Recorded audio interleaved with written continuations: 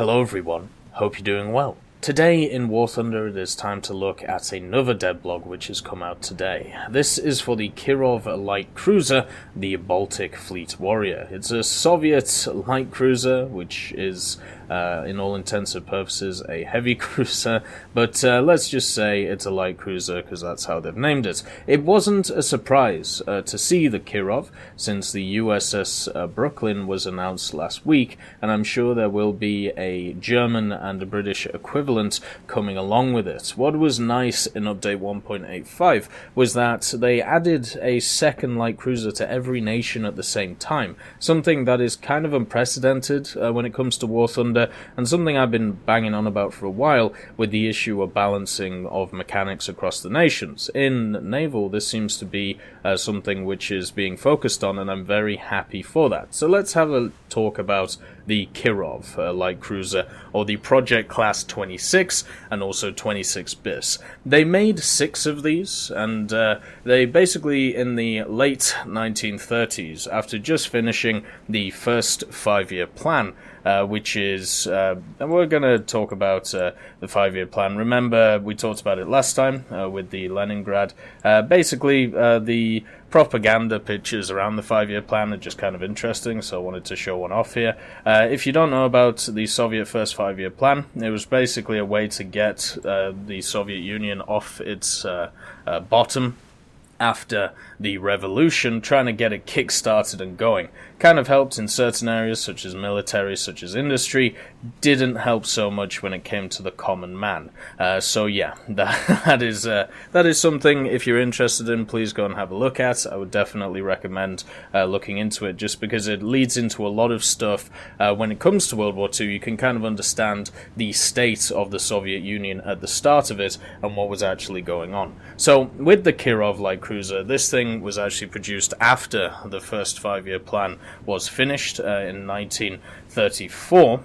It was finished, and it was labeled obviously the Project 26, but that's not where its story starts. The story starts in Italy, funny enough. So the Soviets realized that they didn't really have resources to design their own cruiser, so instead they got a bunch of blueprints from some Italian companies and basically copied the design of the Condottieri Sea Light Cruiser. Obviously making modifications as they went, they finally built it and then completed 6 of them. Now, none of these were actually sank in World War II, and there are some interesting reasons about that. The Soviets, when it came to their larger ships, didn't really ever want to commit them to battle, but on top of this, for the majority of World War II, it was actually stuck between areas in the Baltic Sea. It was basically stationed near Leningrad for a hell of a lot of the time, because the Germans were able to actually mine one side of the ship and the other side of the ship. So it wasn't able to go too far one way or too far the other way with a lot of its ships around it. So kind of got stuck in a bit of a rut, but that doesn't mean that it was completely useless. It was used a lot in the defense of places such as Leningrad, and there is even a monument to the Kirov in St. Petersburg today, which is actually, Leningrad, just with a different name. So overall, it is lovely to see the Kirov come to game, and I actually just want to really check the fact that it is St. Petersburg, because I don't want to give false information, because it could be either one. Let's see. So St. Petersburg, yeah, it is Leningrad, isn't it? Let's just make sure. Yep, St. Petersburg used to be Leningrad. Thank God that I didn't get it wrong. So yeah, after the siege of Leningrad, this thing had a little bit more, maneuverability, but overall it was just mainly used to support ground forces. It was, it served its purpose, right? It was able to defend where it's supposed to defend, and on top of everything, it was able to put a lot of big shells into other machines. Now, let's talk about the actual armament on this thing, because we are definitely having a step up here. Something something that is very easy to see when we look at ship design is there is kind of a hierarchy of machines. You know, you go from destroyer, light cruiser, heavy cruiser, and then you've got stuff like riverboats and stuff like that under it, and then above heavy cruiser you have stuff like obviously battleships, battle cruisers, and so on. There is a distinct hierarchy between them, so it's very easy to tell if one nation gets something like a USS Brooklyn, there is an obvious equal to it, such as the Kirov, such as the Kern, such as the Town-class cruiser from the British. So let's get into the Kirov, what guns it has. It has 3 sets of mounts with triple 180mm guns. So these are going to be the biggest guns in-game when it comes to ship combat. They're obviously long-barreled and going to put big holes in everything. And I want to compare it to the Kern. I know it's not a great comparison, but when it comes to the amount of guns the Kern has, it is exactly the same as this machine, the Kirov. The difference, though, is that the Kern only has 3 sets of triple 150mm guns, so we're going that extra 30mm to make sure to put an even bigger hole in whatever you are shooting. Also on the Kern, you have 2 sets on the back of it and 1 set on the front, whereas the Kirov is, 2 sets on the front of it. And also, with the Kirov is the predator of the Kern. And the problem that Germany has is it doesn't really have a machine which is similar to the Kirov. It has a few under the surface level power of the Kirov and a few above. So in my opinion, when I look at this and I look at the Brooklyn and I look at hopefully what the British one will be, the Town-class cruiser, this is definitely up there being the new top dog. Whereas before, the Kern was obviously the top dog along with the Emden. That's why they have crazy high repair costs. That's why nobody plays anything else apart from those machines unless they have, a nationalistic reason for not playing them. It is obvious to me, at least, the Kern and the Emden are above, pound for pound, every other light cruiser in the game right now. But the Kirov, in my opinion, will change that, and the reason is because of the main guns. Now, what is interesting is they label the Kirov a light cruiser, but by standards such as, they even go into it here, let's see. By the London Naval Treaty, this machine is a heavy cruiser. And it's a heavy cruiser because of the size of its guns.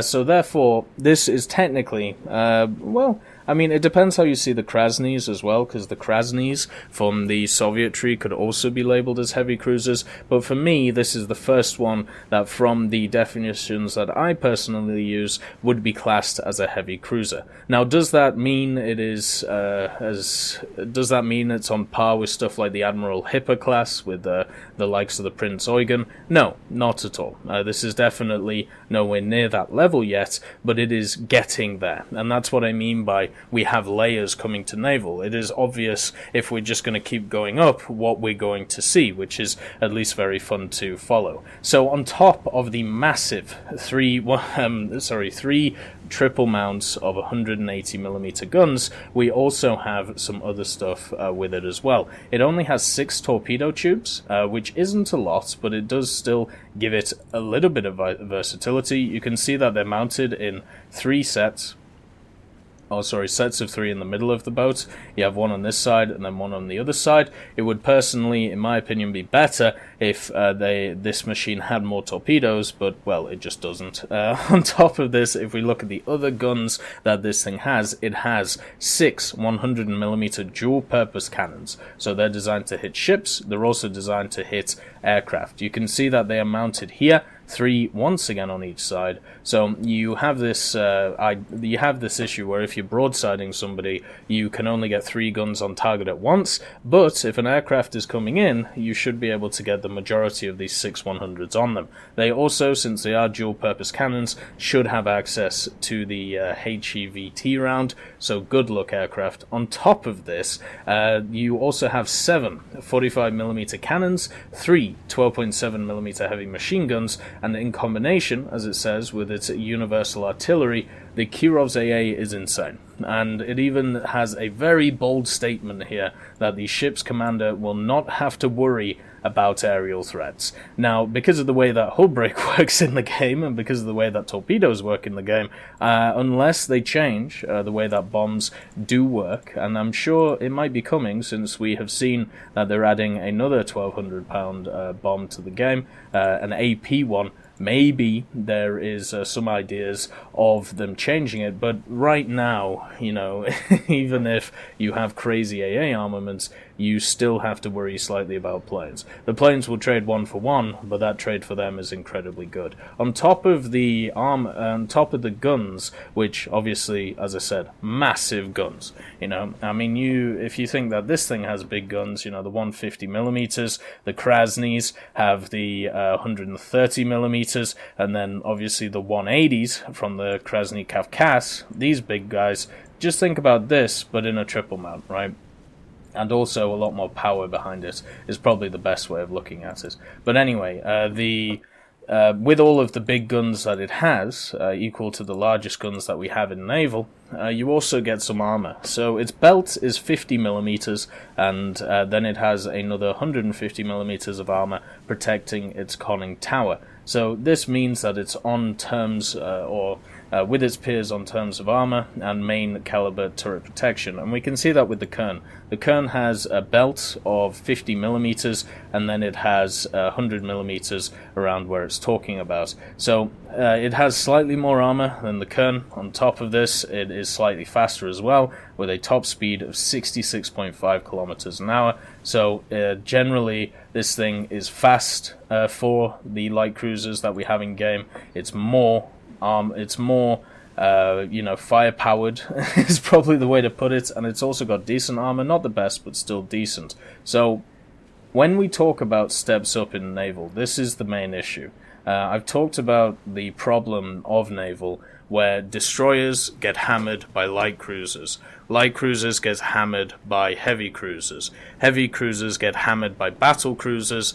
Battle cruisers get hammered by battleships. Like, this is just kind of the way it goes. Just because every time you are making the ship bigger, you are giving it more armaments, you're also giving it more armor, you're giving it bigger engines. Like, it makes like the whole thing very obvious that you only want to play the top tier stuff, and you only want to play the best of the top tier stuff. So therefore, right now, a lot of people are playing the Kern, and that's it, or they're grinding through because of the event. So that's giving the Kern a little bit of meat to be able to chew on. Well, this, if the USS Brooklyn comes out and some of its compatriots, it'll be in the same position, and for me, that isn't really fun, right? And that's, in my opinion, the inherent issue with Naval, where I don't have an advantage in a destroyer against this. The only advantage I slightly have is maneuverability when it comes to, going left or right, but that is not enough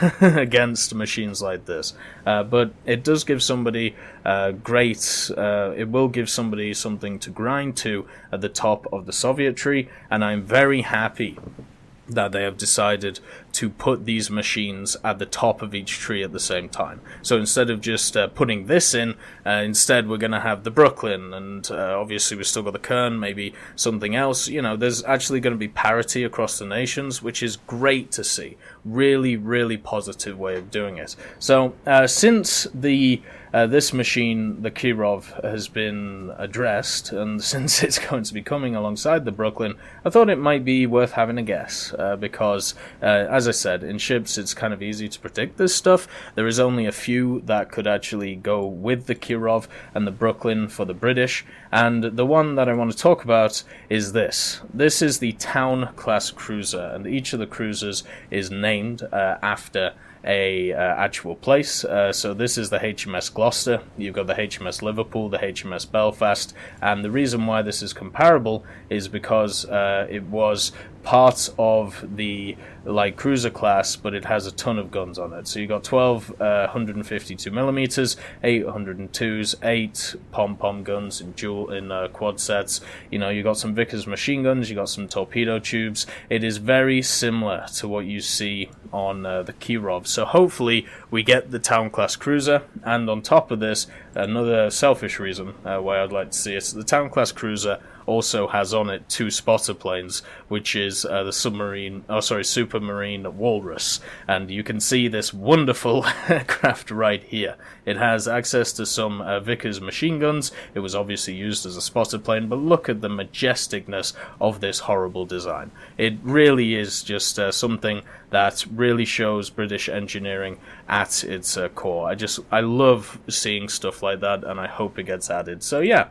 The Kirov, for me right now, looking at the 2 ships they've added, and the Kern is de facto the best. We will have to see what the British get, and we will also have to see if the Germans get something high tier. I doubt it, because as I said, there's a bit of a jump, but you never know. You never know what will happen. Anyway, I hope you all have a wonderful day, and I'll see you next time.